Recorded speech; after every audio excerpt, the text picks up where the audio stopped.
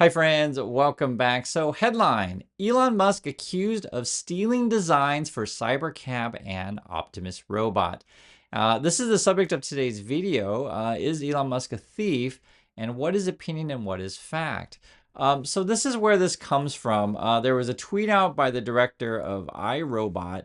His name is Alex Proyas, and you can see right here. He says, hey Elon, can I have my designs back? Hashtag Elon Musk. And essentially, again, the director of iRobot, I guess he's comparing the robots that he has to the ones at the Optimus.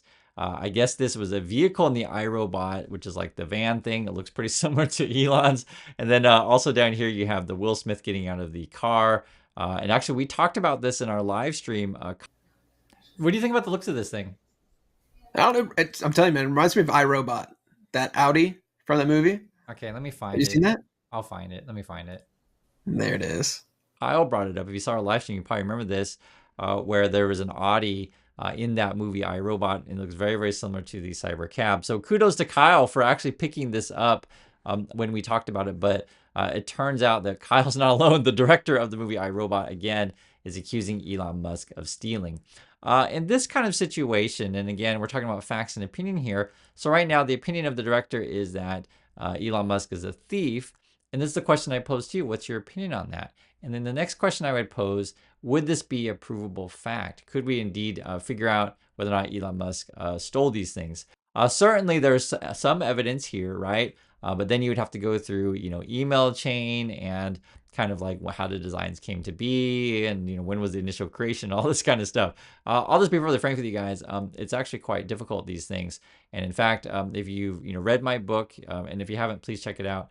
I actually talk about this stuff. I was in Hollywood and I had this problem in my life 3 different times where people basically stole my work, and I know they stole it, but here's the thing. Depending on how good your lawyers are or which connections you have, you can get away with, I'll say murder or thievery, if however you want to say it, but I'll just say this kind of crap does go on in the world. And now we're seeing it, right here in public. Did Elon steal these designs? I want to start with this too, and this is kind of, again, we're talking about facts and opinions here and kind of the crap that goes on in the world. This is Gene Munster. He's one of the Wall Street dudes. He's always pumping up Tesla. Now, I showed you guys this before. Remember, Gene was with the robot, and he was basically, touting everyone how awesome the robot was. He says, mega AI use cases are getting real, right? And then it says the most important takeaway is just the start of the mega AI use cases. You can also hear Gene talking about Tesla and AI. Here it is. Okay, go ahead, Gene. I think this is an important dynamic as a longer term investor, like you said, Dan, is that I want to be clear here is I believe that this is a grossly undervalued AI company, and time will prove that. Right, so Gene is saying this is grossly undervalued, this is an AI company, etc. He can have his opinions in these kind of things, right? So certainly people are perfectly within their rights to have an opinion. I'm totally fine with that. But the issue becomes is, are they being honest with you when they give their quote opinion? Why do I mention that? Because look at this. The next day, Gene Munster writes this, or next couple days actually, was reports that Optimus bots were teleoperator. Fooled me, he says, right? So he's claiming he was fooled. Wish the full autonomy for Optimus was further, but still gave me a window into potential around these products. So, why does this kind of dude go on TV and tell how, Tesla's an AI company, how awesome the robots are?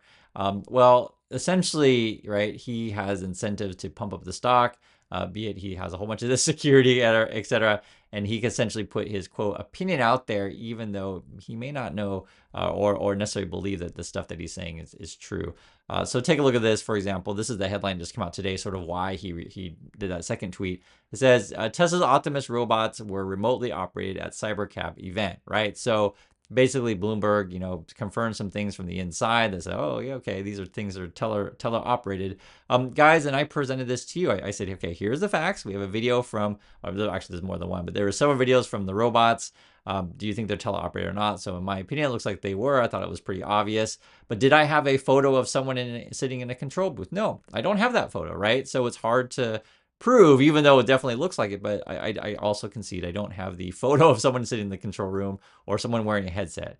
However, when Bloomberg looks into it and then insiders tell them that, and then you have Gene, Munster admitting that he was, quote, fooled, whether or not, he was lying the first time or now he's lying, who knows? You can ask Gene. That's why I always say that, guys, because unless I have definitive, evidence, I just say, hey, this is my opinion on this stuff, but it looks a certain way, but I don't necessarily, unless I have evidence. And this is sort of how I lived in a fact-based world.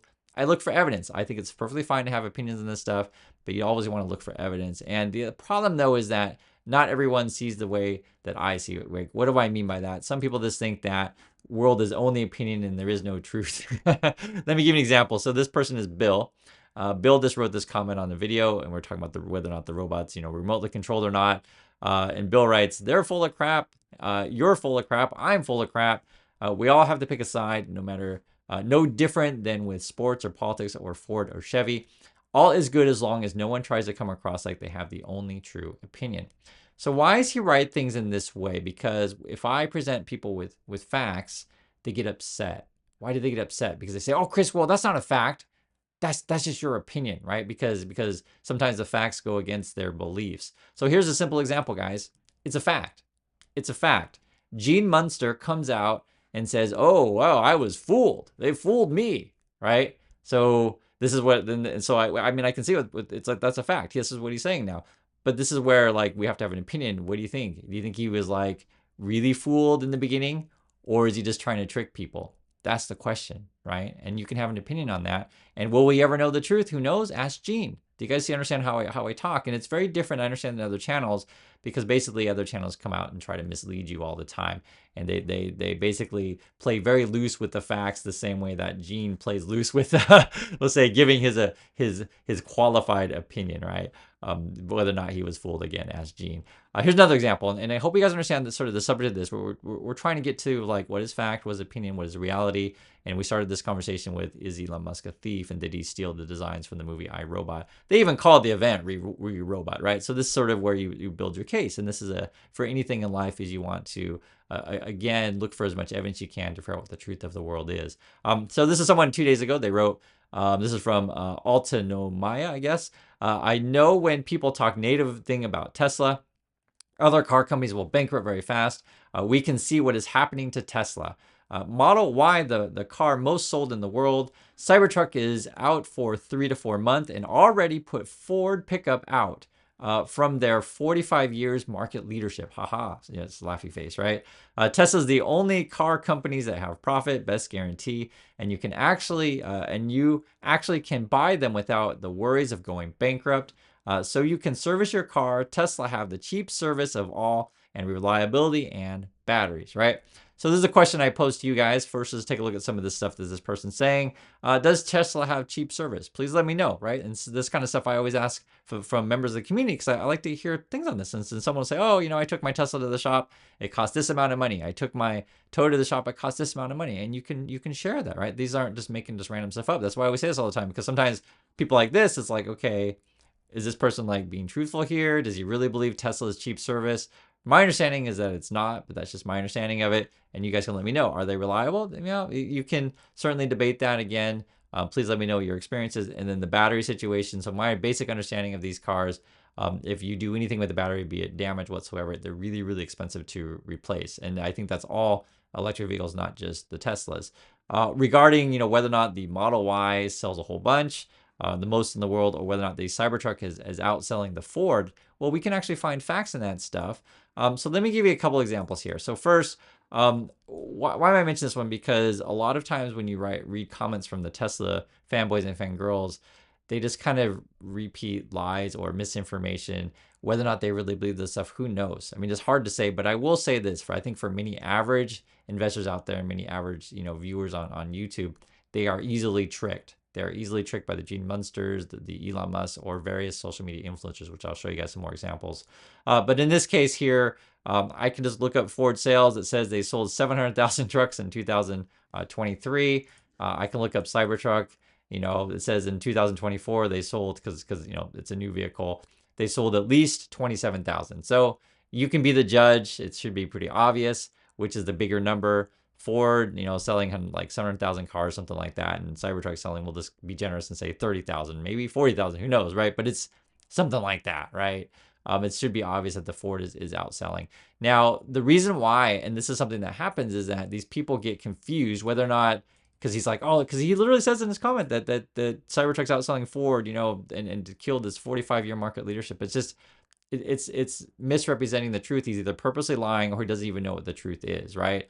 Because he probably heard a social media person say, oh, Tesla's outselling Ford, but it's not really true. If you want to compare electric vehicle, sure, I guess you can do that, but he doesn't really say that here, and he brings in the 45-year thing. Do you guys see it? It's just not true, the stuff that he's talking about. Or what about the Tesla Y thing? This is the one that comes up quite a bit, where they always say, oh, well, Elon told me that Tesla Y is the best-selling car in the world. Well, I'll just tell you guys the truth. It is misrepresenting. They do that all the time.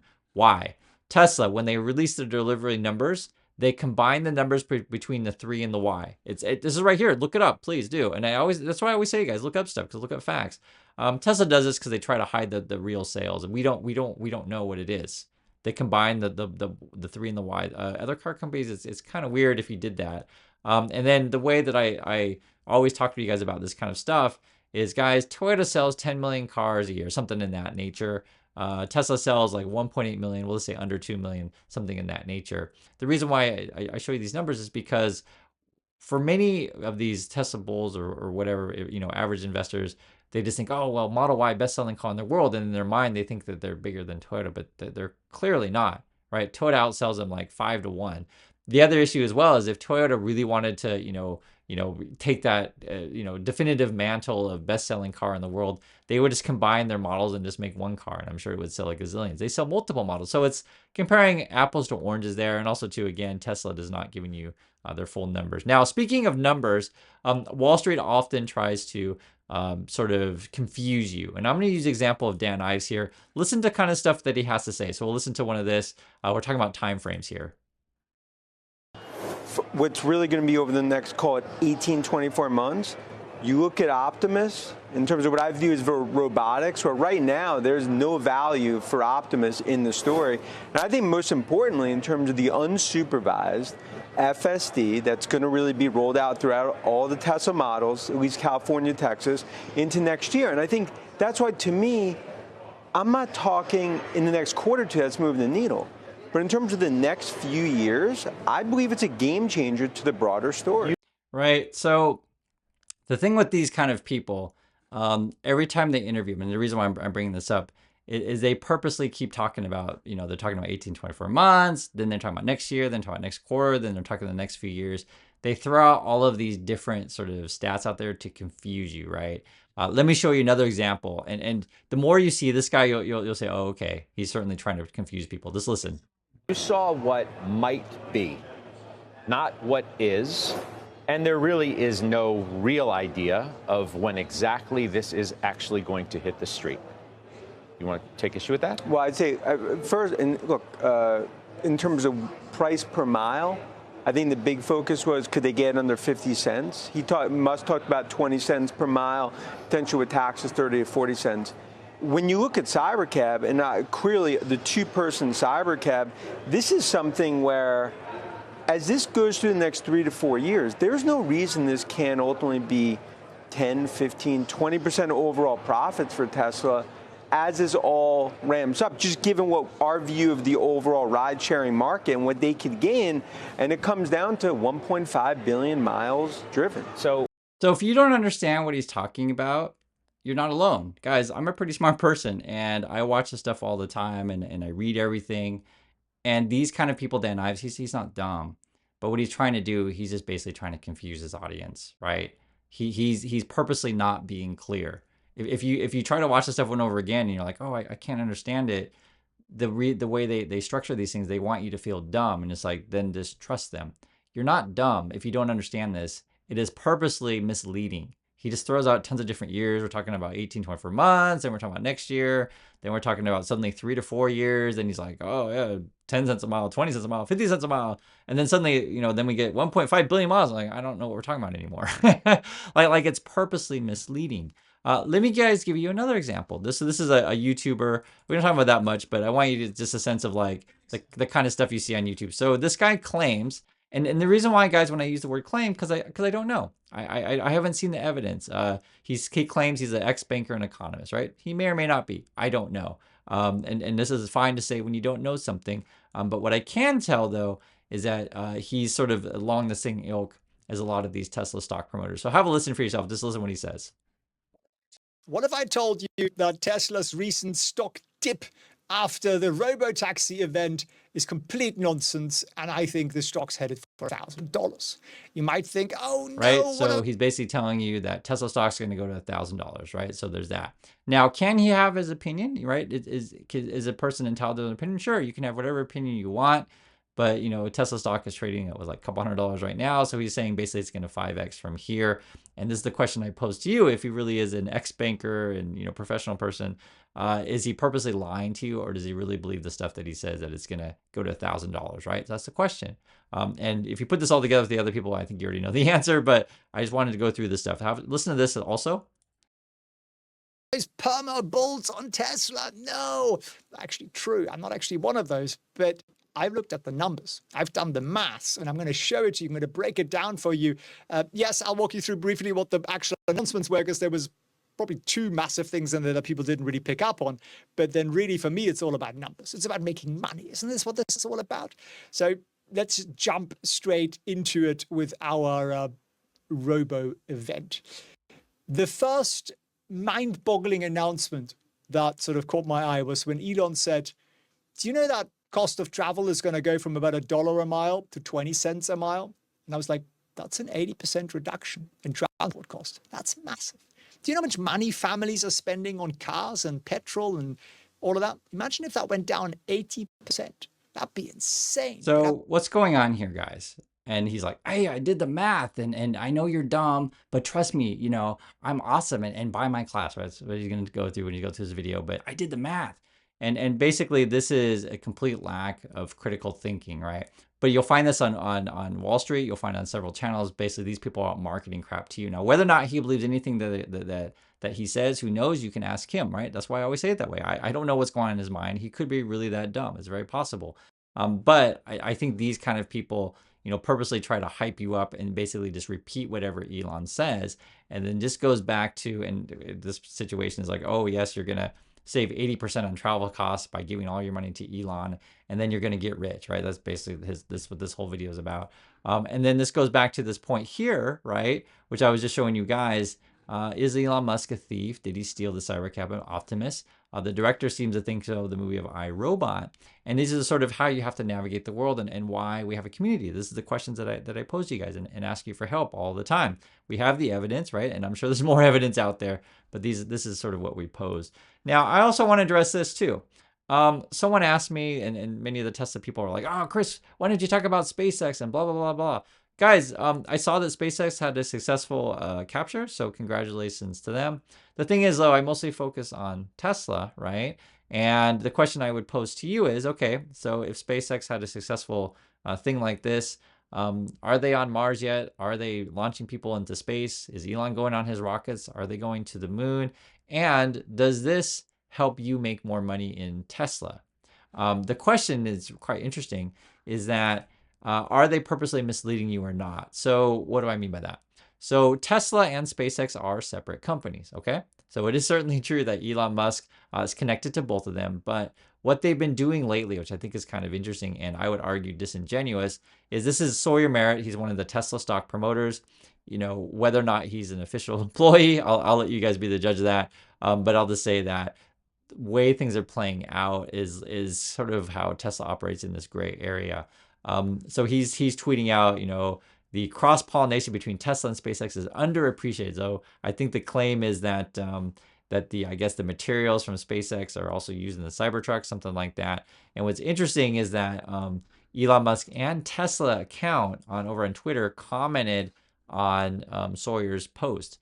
Why do I mention this? And so this is why I say, like, is he an employee or not? I mean, that's up to debate. And there will certainly be some case of like, official employee would be, officially on the payroll, like, but what about unofficial, right? There's different ways to think about this, or what if Elon is paying them, but not necessarily Tesla? Like, this is because the guy's getting paid for Twitter, right? Literally, he's paid through Twitter because he's on Twitter. Twitter pays their influencers, and Elon can boost whoever's posted they want. So that you get into this crazy gray area. And this is this would be a question I'd ask you for your opinion. Would you consider this an employee? The issue though is that what I find with any of this SpaceX or Tesla, any of this kind of stuff, it's hard to believe anything that Elon says because he has a track record of doing this kind of stuff. So can I see that the rocket landed and was captured? Sure, I can totally see that. Did Elon Musk himself personally, did he do run the math? Is he the rocket scientist that runs the stuff? No, I don't think so. I think that's the people that he hired. And this is sort of why we go into these kind of things, is like, how much credit does he deserve or not? And I'll let you guys be the judge of that. That's sort of why we talk about this stuff. But I can say this. When I see these kind of headlines that come out and people will say, oh, headlines and news, and Chris, you just hate Elon. I mean, I'll let you be the judge of that. So this is the headline here. It says, Elon Musk's offer of free Starlink internet for hurricane victims is bait and switch. So basically, I think Elon was touting, and all the Tesla stock promoters are saying, oh, SpaceX is awesome. They're giving people all this, free help, etc. But it's not really free. They got to pay for the dish, and I guess they get like 1 free month service. After that free month, you got to pay $120 after that a month, right? So yes, it's free for the first month, but it's like a trial. So it ended up being just a big promo for Starlink. And I'll let you guys be the judge. And this is right to your opinion. You can be the judge whether or not you think a company is thinking in sort of a philanthropic kind of way. Is Elon just being generous? Or are they taking advantage of the situation? And that's all I got for you guys today. Again, we're going over factor and opinion. And the question we started with is Elon Musk a thief? Where is that right here? It's right here. And he's being accused of that. And I want to go, as we go through all this stuff, understand there's a lot of people out there that unfortunately try to take advantage of you. And ultimately, this is why I say for the average person, you're probably better off just investing in index funds, because there's too much misinformation in the markets, and it's crazy, to be perfectly frank. So thank you for your time, and I'll catch you all in the next video.